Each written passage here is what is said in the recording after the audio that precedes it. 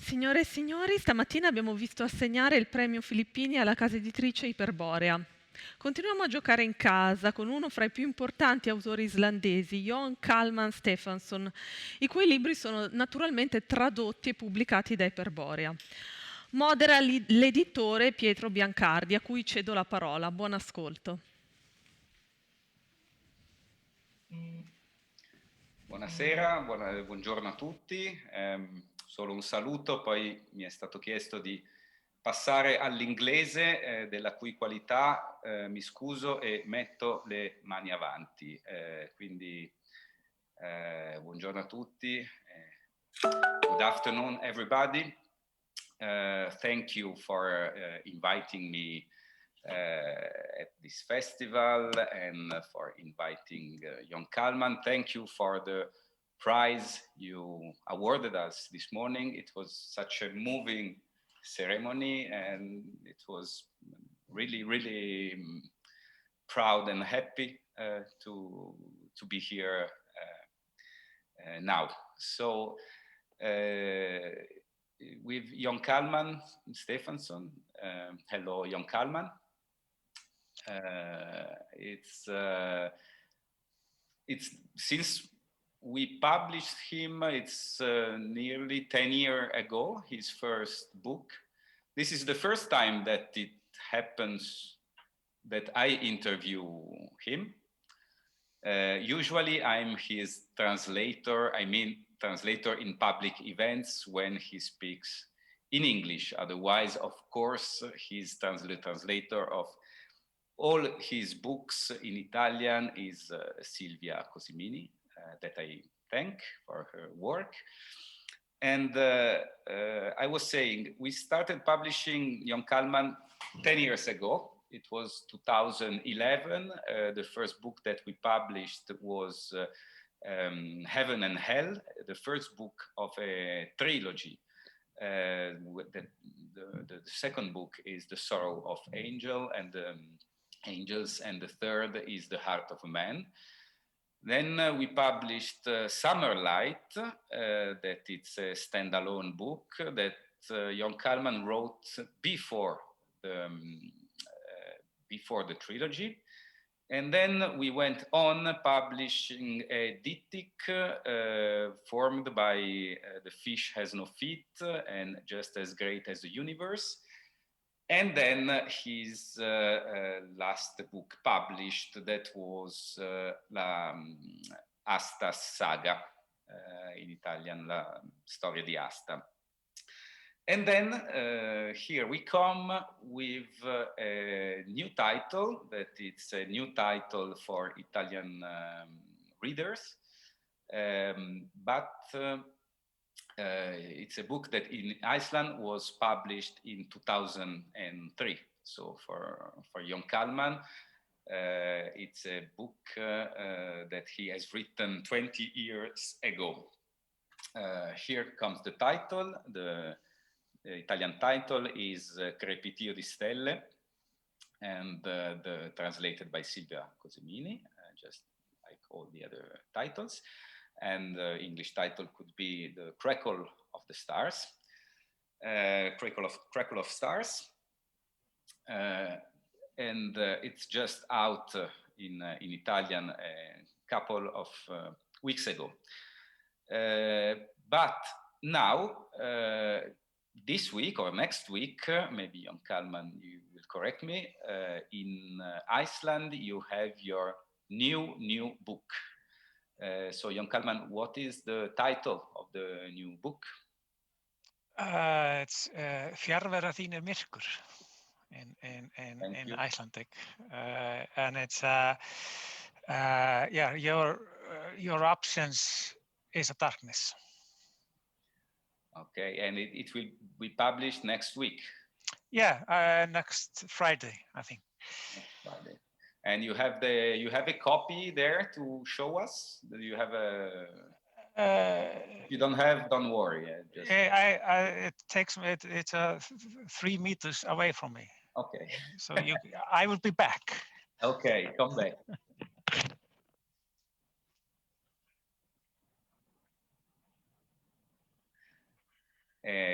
it's a book that he published now. Be published now in Iceland, and it's here. Nice cover. Yeah, it is. It's of course Iceland. Yeah. Yeah.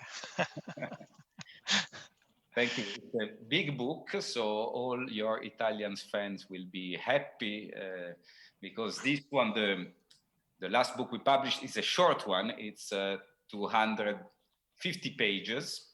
It's while this one it will be.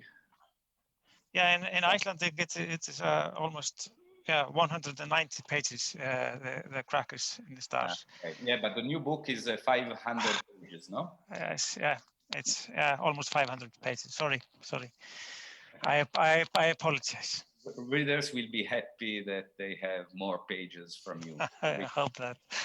So I'd like to start this interview with a question related to the title of the festival. Every year the festival Monte Verità has different titles. This year the director Paolo Di Stefano chose Great Expectations.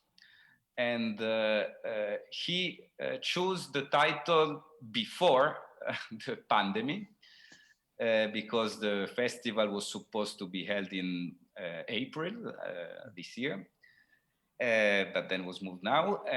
But I think that it's a perfect title for the times we are living.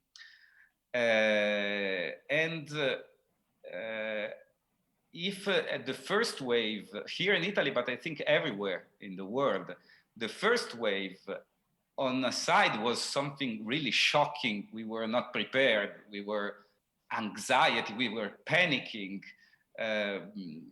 But on the other side, you could see people singing at the windows, people gathering in the singing with orchestras in the street, doing really beautiful things together. And there were some people that also wrote, maybe this pandemic in a way is for good, for some ways. Maybe it's an occasion to stop, to see what we are doing wrong and maybe correct. In this second wave, I don't see, unfortunately, this side. I only see scared people, depressed people, and also protesting in the street. And the governments are a bit, again, failing to control it. So can you see some great expectations now? Where do we find them? Yeah, it was exactly the same feeling one had in the first wave, and that was something that was, well, almost sent to us,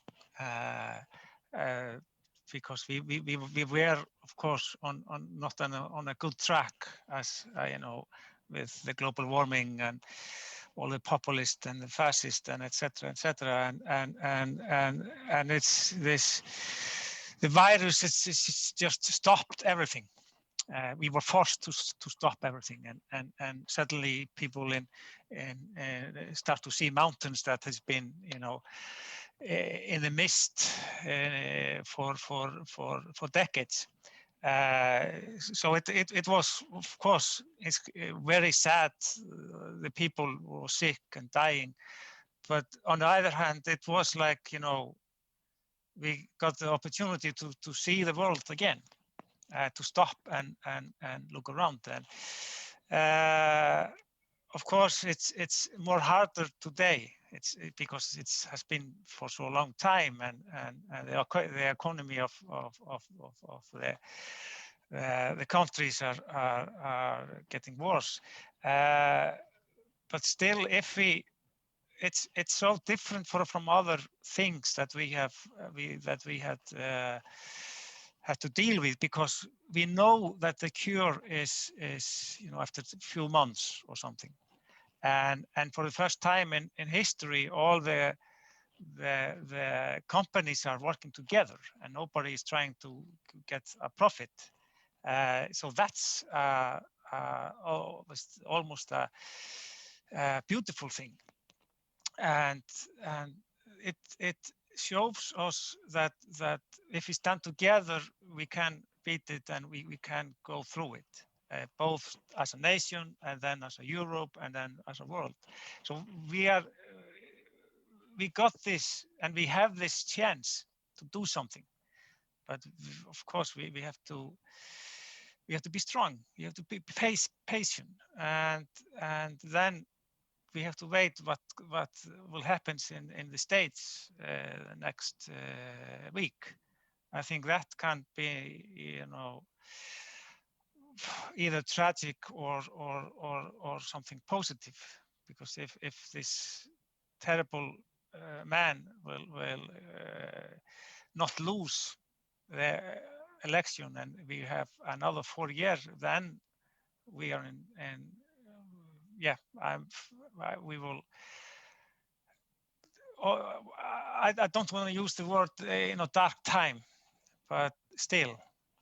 So I'm more afraid now what will happen in the States than for the virus, because I know the virus will go away. We will have this. We will have this cure after next summer or something, and I think that the people should, of course it's people are fighting with unemployment and less money and etc. But still try to focus on next year, next summer. Next summer it will almost in certain be over, and think of all this happiness we will have next summer, and all the friends we will meet again, all the embrace we will have, all the dance we will have. Imagine to get back, to have back our world that we can hug and we can dance together, and we can go to the music and or to the festivals and to the football, and standing together and feeling each other. And we should focus on that. Thank you. I knew that you would give me some hopes, some hints of hopes. It's your books are like this, and so I want to go a bit deeper in your work, in your this book, but also the other books. Jón Kalman is a very peculiar writer. He is unique, I would say, and I'm sure that there's a test, easy test, that you people who read at least one of his books know that if you take you can do a blind test. You take some pages, you take off the cover, and you take one of his books, you open one page anywhere, and you start reading. You read just a couple of sentences, and this is enough to recognize Jón Kalman's book. I'm sure that for me it's like this, and I'm sure that his readers know exactly what I'm talking about. And so what's so special with Jón Kalman is his writing, his way of writing, that it's so difficult to define, to explain. I think if I have to try to say something about you, it's I would say that you have a very contemporary voice. You have a modernist, in a way, style with classic themes. So I don't know, if I think of you, I would say then every book is different one from the other, but you have your voice that is It's quite unique. To make you better understand what I'm talking about is that to love and to love your books, you need to read, because it's very difficult to tell people how good are your books. A proof of that is that we started with Paradise and Hell, and then it's so good. It was good. It was not a book that didn't sell. But then it went on and on selling. And then every new book we published by you, it sold more than the previous one. And the back list titles, they went on selling, and we reprinted like Heaven and Hell. We reprinted it maybe 8 times, something like this. So I think that the word is spreading among readers. Otherwise, it's so difficult, because story, there is not a plot that you can say, look, and the story is this and that. It's much more complicated in your books. That it's what's great. But on the other side, it's so difficult to convince people how good they are. Just one anecdote, that the same difficulty had your agent and Silvia Cosimini, the translator, who first suggested us to publish your titles together with the agent. And the agent said, look, it's a perfect book for your list. It's a great author. We said, look, the story is one couple of friends, a fisherman in the 19th century Iceland. One of the two main characters dies after 30 pages. Yeah, I'm sure it's a great book, but look, I don't know, I'm not sure. And then Silvia Cosimini said, no, you are mistaking it. So she translated for us some pages. And then we said, okay, that's the point. Now we understand. So this is how it works with Jón Kalman. All this long introduction was also an excuse for me not to have to speak about your book Crepitio di Stelle. I don't know where to start to describe it. So I will ask you to say something about the crackle of the star. You bastard. Thank you, I know. But thank you for your very kind word. But I remember, and I sometimes talked about it, that the first book I published in Iceland, not the first prose or the first novel, 1996, and the title in English would be Ditches in Rain. It hasn't been translated, and of course the first question I got from a journalist, what is this book about? And I couldn't answer. I was, I felt so stupid because I couldn't answer the question. It's so easy question, but then I start to say something, fumble and something, but in the end nothing comes out of it. And I was so angry with me after that, and felt stupid, but then I realized that it was I couldn't tell what the book was about, because that wasn't the point. That was not the reason for I wrote the book, and I almost never think about what my book about while reading. I mean, I have many things in my head and stories and people, but it's not the main thing. And I think or hope that my books are, it's a cliche, but my books are a bit like life. What's your life about? The story of your life. I mean, you can't retell the story of your life, so slowly I was just satisfied with that, not be able to tell what my book is about. It's like, I mean, what's this song about? What's this symphony about? So it's like that. It's you can tell there's some story, but still there is something else, or a hope. And but when I wrote this book, it was in a way it's the book I wrote before. That was, yeah, you can say that they are brothers and sisters. They go together in a way, and that book was, the previous book was some kind of introduction into this one. And I think that I wanted to try to confront or deal with some trauma in my youth.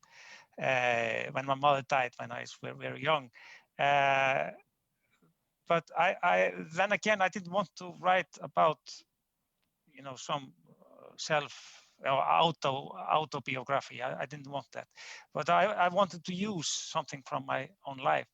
And then when I started to write, for some reason, the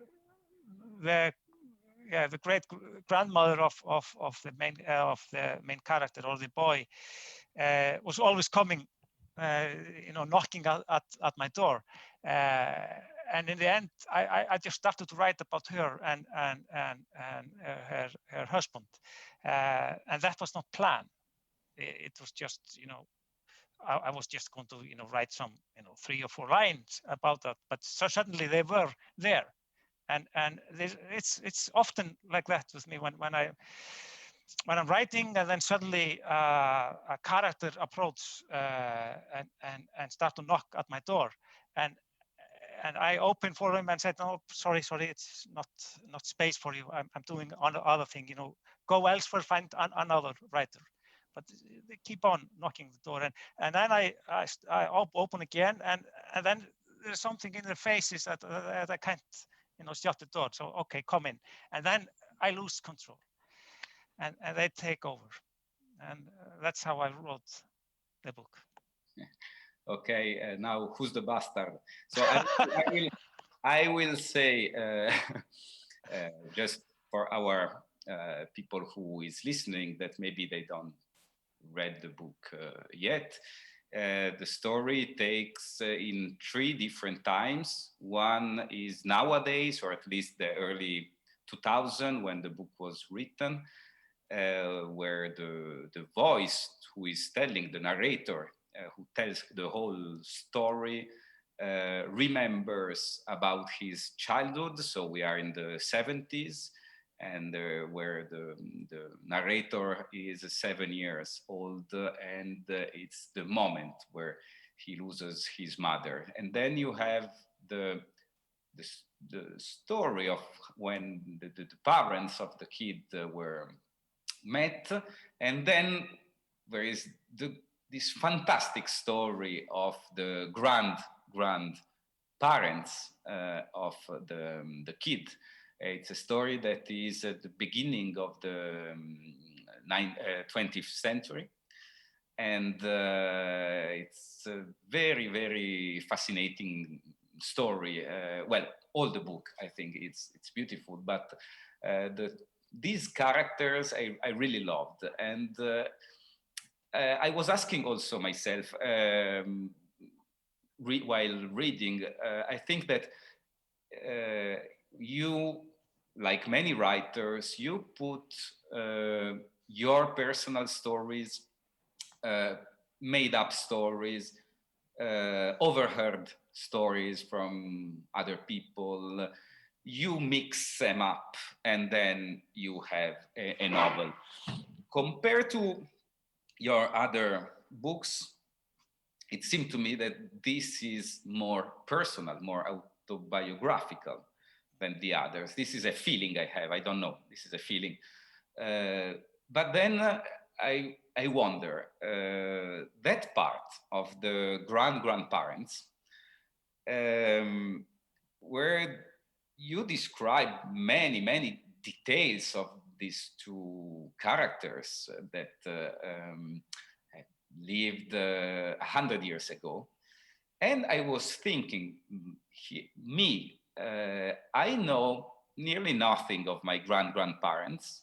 I know barely their names. And I think here it's more common to know nearly nothing about grandparents. I don't know people who speak about grandparents, but grandparents are also present in other books of yours. Well, that's the fourth generation back, like in Fish Has No Feet and As Great as the Universe. So I was wondering, is it something that this feeling so close that generation, so close to you, so close to your generation, is it something that regards you, or I was maybe perhaps asking if it's not something a bit Icelandic, because in Iceland you keep track of a lot of generations. You go back, really, I don't know. Can you tell me, am I right or am I completely out of road? No, I think you're partly right. We in Iceland have always been fascinating about our ancestor and be able to tell where you come from and from what part of the country you come from, and we have this website, Íslendingabók, the Book of Iceland or something. There's a website that most of Icelanders have access to, and there you can put your name in and you can trace how you related to every Icelander, not only living but who has passed away. So I can track my ancestor way many centuries back, and of course it's very people here in Iceland are talking about that everybody should have app on their phone, especially when they're young and going out to the nightlife, and then they meet some person that they fell in love with or they just want to have sex with, and so they can check the apps if they are cousin or something, but it's I don't know, maybe because we are that few and etc. But we are very, we like to know the roots. For me, I came especially from my mother's side of my family. It's rather there is a well, a lot of artists there and etc. But it's not a family who has have been together. It's scattered all over, and so the stories about those people who are in the book, they are, I think, mostly made up. There was I don't know, 5% that I knew of them, but the rest just came along while writing, and it's often like that in my books, both because I have, as I often said, I have a bad memory, so I can't remember a shit, so I have to make it all up, and I'm not so keen of asking people about my ancestors. So maybe because well, maybe there's no need, because when you start to write, something happens, and something you sense it, that you are creating some new lives. But of course, you don't know. Maybe you've heard something, when you were kids or whatever, or read something, and it just pops up. But I hope it's a mixture of what real happened and what only happened in my book, and for me it's not so important. It's the only thing is important if does it work? Does the book work? And is it a life that matters to the readers?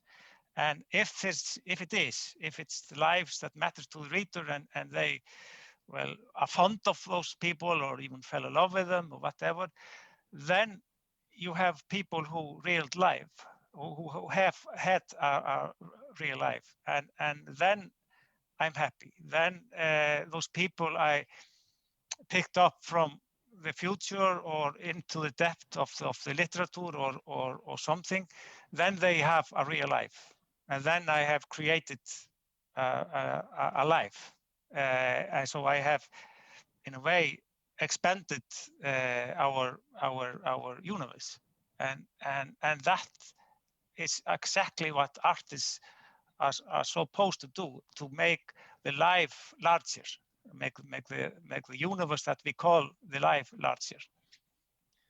Yes, but if I and many people who interview you are asking sort of this question, it's probably because you are too good in creating characters, because and people, when they read, they say that he cannot invent this feeling. He must have heard, because they are so real, so lively, so it's really impressive. And I'm also impressed, like many readers, the capacity you have to describe the feelings of so many characters, different people, different origins, different lives, different ages, different gender. For example, women. It's extraordinary. My wife is a big reader and fan of yours, and she always tells me it's amazing how he can put himself in the head of women. And in the case, like, for example, of the grandparents of the book Crackle of the Stars, there is this a man who is a very fascinating man, successful man. He became also rich, trading houses and properties, that meets a very young, 17 years old woman, a beautiful woman, and it's love, it's passion. And since then, they stay together and they pass any kind of incredible story, mostly for the responsibility of the grandfather, because he's a man who, with a self-destruction vein that takes over him all the time. So when the things apparently are going the best, then the highest is his fall. So he gets, usually it's connected with alcohol, but most of the time he's at a very high point, everything seems perfect. And you reader are there and say, yeah, this time you don't do it. And then he does. He drink, he fell, and he does disgraces to himself and to his family. And here I noticed, I wanted to ask you, the grandmother, the woman, is such a strong character. And while he's a fascinating man, but also so weak. And in general, maybe can I say that in general, in your books, women are much stronger characters than men? Well, it's not my to say or to tell. Sometimes, people say that to me, and but that's again not something that I think about while writing. But I have, I mean, part of this book are about, well, my childhood or have some atmosphere from my childhood and some very vague memories. But I remember from that time when I was at that age, 8 years old or 10 years old or something, that I was always so curious, but surprised about this, how the society was. I couldn't understand why at that time, almost all women, especially in Reykjavik, it was different in on the countryside. They were housewives. They were at home, and you were, when you got the newspaper, there were only men. They were written by men, and all the photographs were about men, from men, and the government was just men, and it was men, and so it was a society, it was a culture, like everywhere, like in whole Europe and States, it was ruled by men, and they seemed to decide about everything, but they were always away, and it was just the kids and we the kids and the woman, and so you got to know the woman much better than the man. The man was, the fathers, they were something, you didn't know them. They were some distant planets, and you were afraid with them, and then when they start to talk around you, I couldn't understand why they were in charge, why they were, more important, why they were, their faces was on the newspaper, because I couldn't see or hear that they were better or wiser than the woman, and so I got at that point, I think I was 9 years or 10 years old, that the world is a very strange and stupid place. There's something wrong with the world that makes women being at home and have no power at all, and the men have everything, and still the man didn't deserve it. So I think from that time I wanted to change it, because I realized, you had to do it. You had to change something, because the world was stupid. And why was it stupid? Yeah, because the man was the ruler for thousands of years.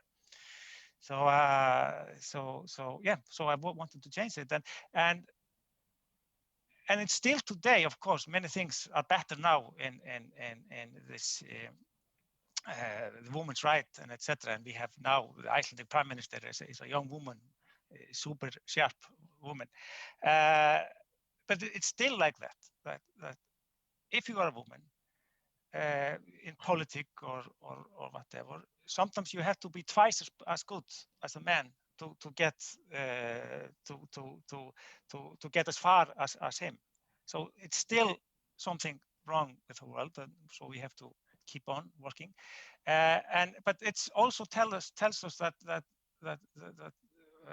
because women have been suppressed for so long time, that they had always tried to find their own way to be able to influence their surrounding and etc. So if you're suppressed for centuries and thousands of years, either you get weaker and weaker because you just give up, or you get stronger and stronger. And I think that's the reason that many of the women in my books are stronger than the men. Yeah, it's. I see it. Can you say that maybe your literature, you have like some social and political ambition as a writer, like literature is still today a tool for social change, for political change, because it's easy to think that it was more so in the past, that maybe today literature has less grip on society, less power. What do you think about it? Well, I think it's hard to tell how good grip literature had in the past, because if you go, Charles Dickens and things like that, yeah, he had influence and all that, but at that time there were very few who were readers. They were very selected people. So the common people, they didn't read. They didn't know nothing about Charles Dickens or Balzac or whatever. But of course, the world is more complicated now, and we have all this media and fighting for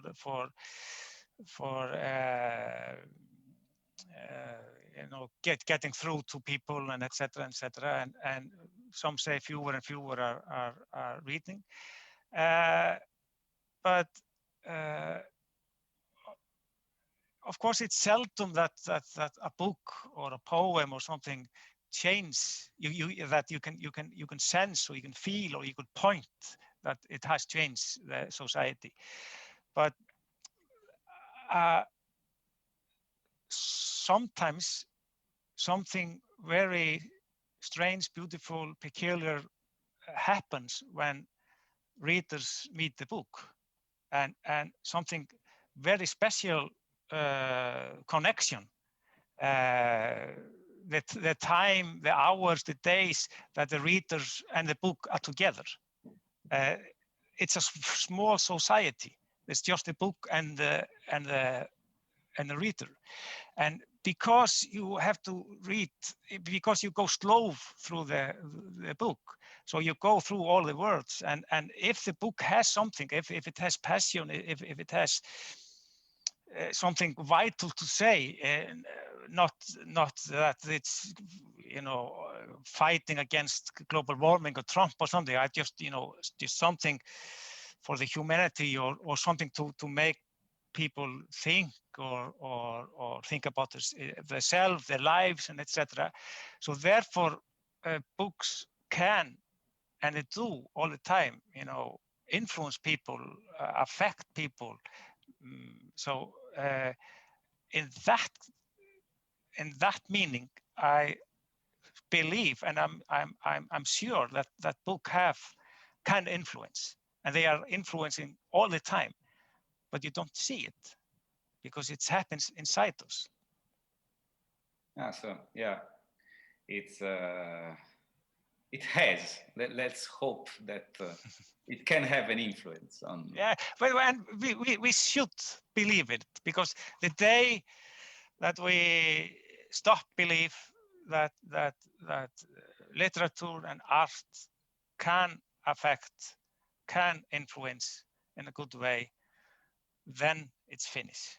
Then we can just leave the earth to Mr. Trump. Yeah, I love talking to you, because in the end, you can always find some hope. That is the same for your books. They are often, many parts are sad, gloomy. You go deep in the darkest side of our souls, but then when you arrive there, many times you laugh when you are deep there in the darkest things, which is something that I love of your books, and I think that many readers find that they're not completely, they're not sad books. You also laugh, and there are many scenes also in this book where that are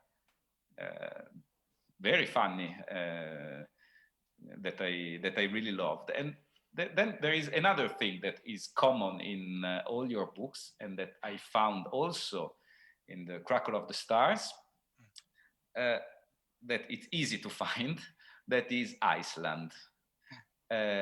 Iceland here is very much present, and it's interesting also to see the different periods. No, you have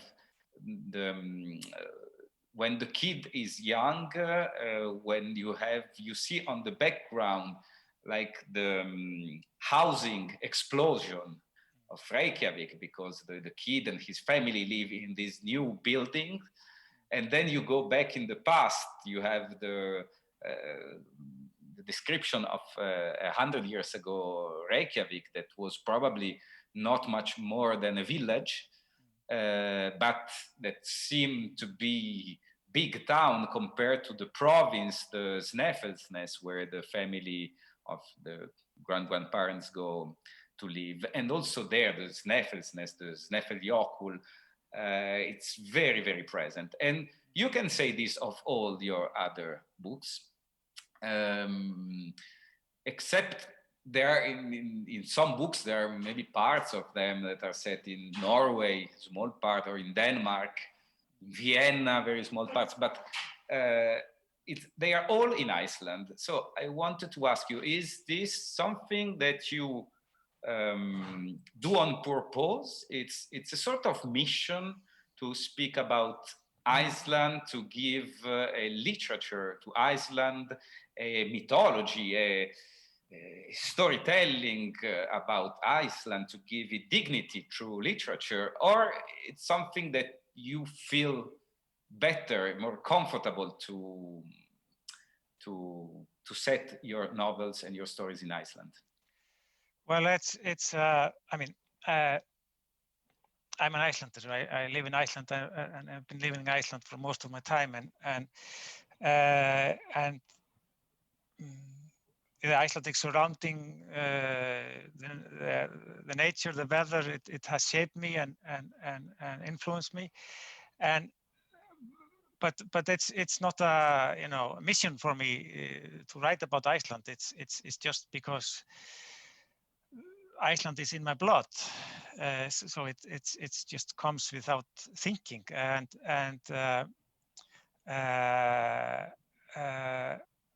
I think that I couldn't, or I have no longing in write a book about which take place solely in other country, because Iceland is always pulling you. So it's more like that I can't and I want to go away or to escape, and it gives me it gives me energy, and there are so many stories lying in the past or around me now, waiting for someone to pick them up. And so that's my duty to do that. And then in Italy, you have writers who have their duty to pick up the stories there. That's not my to do. This is my area. But sometimes I put in my books for purpose some Icelandic poem or song, because I love them and they make sense in what is happening in the book, but also because I hope that the book will be translated, and then the readers in Italy or whatever, they will learn about this poem, they will learn about this poet, and that, or the Icelandic song, they will go to Spotify and try out the song, and that makes me very glad and happy. And talking about Iceland and Icelandic literature, what is there a characteristic, a peculiarity of Icelandic literature? Is there something that do you think you kind of take part of an Icelandic literature, more than, of course, the reason that you are born in Iceland and you write in Icelandic? Are there something that goes on? Because when I read, of course, you are very different, but when I read you, I read Laxness, Halldór Laxness, the Nobel Prize winner, Gunnar Gunnarsson. I can feel something that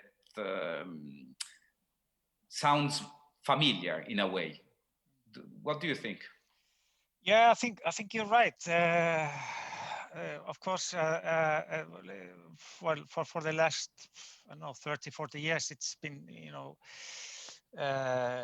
explosion in especially in fiction in Iceland. So and we have many different voices.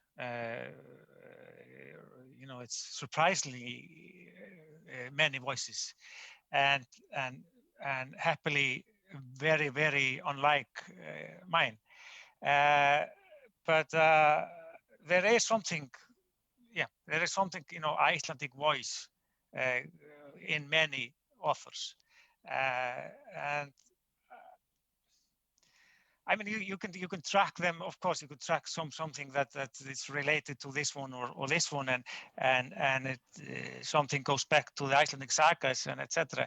But I think it's also the society, yes, but more, you know, the atmosphere made by, you know, the people, the story, the mountains, the weather, the darkness, the light in the summer. It of course it's influence you all the time, and the fact that the nature in Iceland is very living thing, always breathing down our neck. So I think it's shaped us in deeper way that we think. But then again, of course, we have always been reading literature from all over, and the Icelandic sagas from the 13th century, they are so good because those people who wrote them, they were very well read in the literature who was in the Europe at that time. So that's vital, I think. And there's another thing that is very present in your books, maybe more in the recent books, but also here there are, it's present in a different form, that is music. Here music is beautiful, the character of the baker, very passionate with music. And so I wanted to ask you about how your writing is related with music. How do you use music inside your books? Both as you write about it, or maybe you are inspired by, or in this way. And then just answer this, then I have another question connected. Yeah, well, I mean, the music has always been a vital part of my life, of my daily life, and my dreams, and everything, because I listen to music very much since I remember, and like very many people, you know that there are so many memories that are combined with some song. You hear some song and you remember something. It's remember some summer or some person or situation, etc. And if, you know, I'm a writer, and I write everything that has influenced me. It goes in some way or another into my books and into me and comes out in the books. And the music is one of the most vital thing in my life, and the very thing that had influenced me so heavily that it just goes through my books often without thinking. And I mean, there is in my family also there's a composer and etc. And I felt almost more and more, and maybe for the first time in the Crackers of the Star, I felt so strong that I was not only writing a novel, but I was always composing some kind of music, both with the languages, but also with you know, the world as a whole and the form and etc. So music is at that time, yeah, it influenced me more indirectly, but now it's in the last book I have been using it even more as a part of the book. And in the new book, will we find some trap music? Yeah, well, there's a lot of music in my book, and there's even in the end of the book there's a list of the songs, and it's Lagalisti Dauðans. It's the death playlist, or the playlist of the death. It's a music death listen to, and it takes a part in the story in a way. You know, there's a music going on, and it's reflect the thinking of a character or something like that.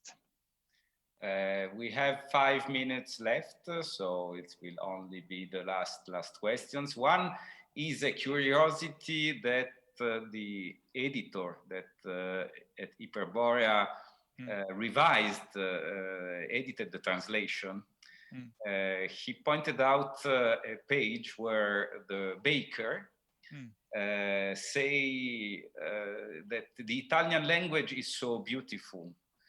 Italian music is so beautiful, while French is so ugly, and you use also a very colorful expression to describe French language. So he was wondering if this book has been translated into French, or what is the reaction of your French publisher and reader to this? No, it has not yet been translated. Maybe I should avoid that. That's the reason. It can be, but of course it's firstly it's a baker. You know, I can't control all the words of my persons, and but he is a passionate man, and he loves operas, and I mean, French opera, it's you know, it's so strange, you know. It's a language of poetry, you know, French, but singing, I know, I don't think so. But Italy, it's you know, it's made for singing, and it sounds, when you're singing in Italian, it sounds like something incredible, dramatic, and wonderful, beautiful, and you can even have, you know, it doesn't matter if you understand it or not. It's just like music. And Italian, for us, Italian language is a music. Well, for when your book will be published in French, you will have to find better justifications for them, because we this is just between me and you. You know, don't tell the French, please. So I have just one last curiosity, that it's the scene that one of the scenes of the book that impressed me the most, that shocked me, and it was really terrible. It's when the guy who is bullying the main character, the kid, and when he fakes that he's repented, and then that he takes him and in the wood. I don't want to describe all the scene for people who didn't read, but it's a very shocking and strong scene, and I really hope that this is made up. You know, as I said, I have very bad memory, so I couldn't tell. But you know, kids are like you know, all humankind. They can be the most beautiful thing in the universe, and the most cruelest thing. So everything can happen there.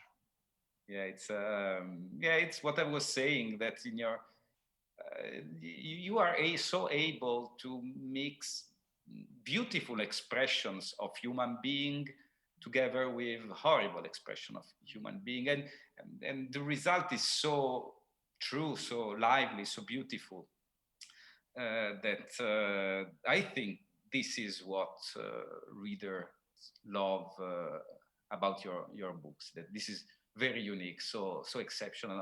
Only the greatest are able to combine this and to tell life, to put life into words in such a real way. So I'm thanking you for your books. I'm, of course, thanking you for the fact that I can publish your books in Italian. I thank you from all the readers that write to us to say how your books changed their lives. And I want to thank very much the festival, the organizers, for organizing this so well and so quick in this very difficult situation where everything changed in just a few weeks. I want to thank the public that is there inside the theater and the people who is following at home. Thank you very much. I want to thank Monica Carbone that translated our English into Italian. Thank you. I know usually I do your job and I know how difficult it is. So I'm very grateful to you. And I thank Silvia Cosimini for her work. And she's actually working on a collection of poetry by Jón Kalman, because his first books of poetry has now have been made a collection of poetry in Iceland, and then next year we will see them also in Italian. And that's it. Thank you very much, Jón Kalman. It was great talking to you. And likewise. I hope to see you and hug you very soon. We will, as Vera Lynn said, we will meet again. Yeah. Not some sunny day, but the next sunny day in summer. Thank you for closing with one of my favorite albums. Thank you.